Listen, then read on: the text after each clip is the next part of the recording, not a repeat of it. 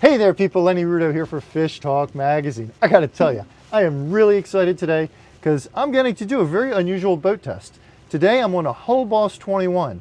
Not only is this boat all aluminum construction, it's unusual aluminum construction.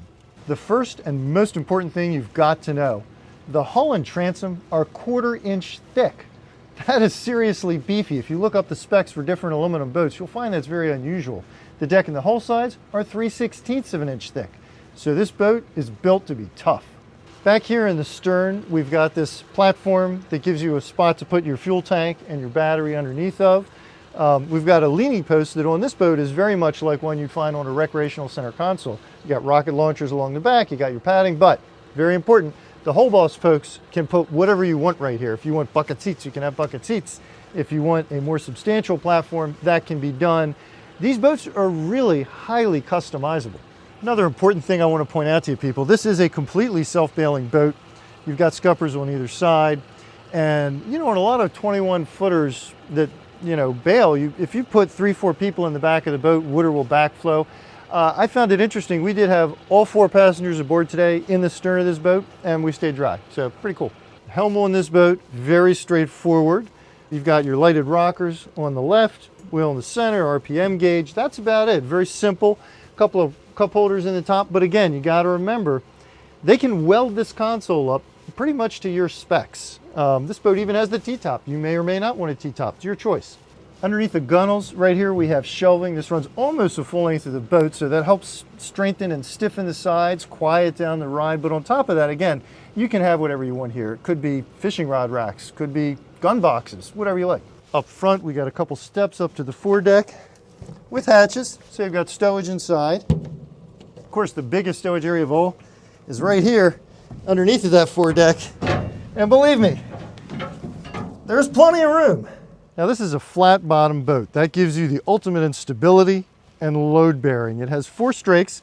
It handles quite nicely, actually. We've been running it all around out here on the Patuxent River, and it feels good underfoot. But I just wanted to be up front just to show you folks the stability factor. I'm up on the bow. I'm going from side to side, and there's barely any motion in this boat. Now there's one other thing on the bow I want to draw your attention to, and again, this has to do with the custom build here.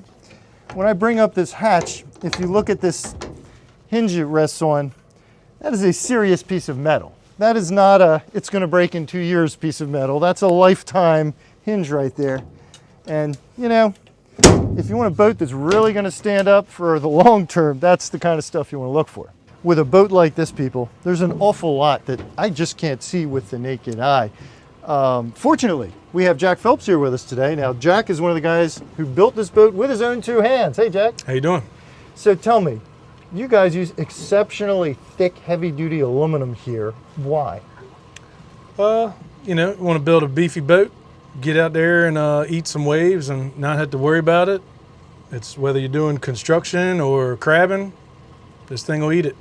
And what kind of load-bearing capacity does it have between the flat bottom and the heavy-duty aluminum? You could put thousands of pounds on this and not worry about it whatsoever. Really? So if you want a trot line for, say, blue cats, you can just keep piling them up. As many as you can catch.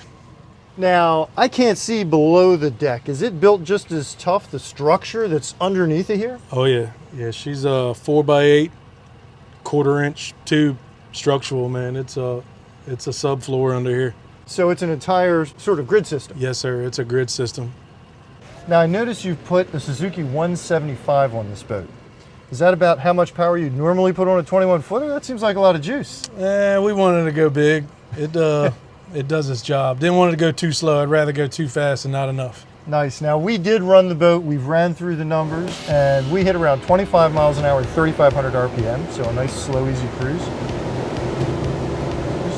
We hit around 35 at 4,500 RPM. And when we opened that throttle up and took it all the way up, people, we got up to 46 miles an hour, which is pretty spiffy.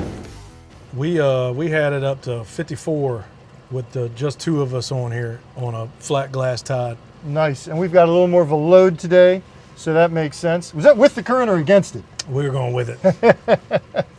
People, look, if you want that Cadillac boat that has 6 settees and an air-conditioned cabin, this is not what you're going to be interested in. But if you want the rugged boat that is built to commercial specs that can handle commercial use, then the Hull Boss is definitely one to check out. Don't miss another cool Fish Talk video. Click below to subscribe.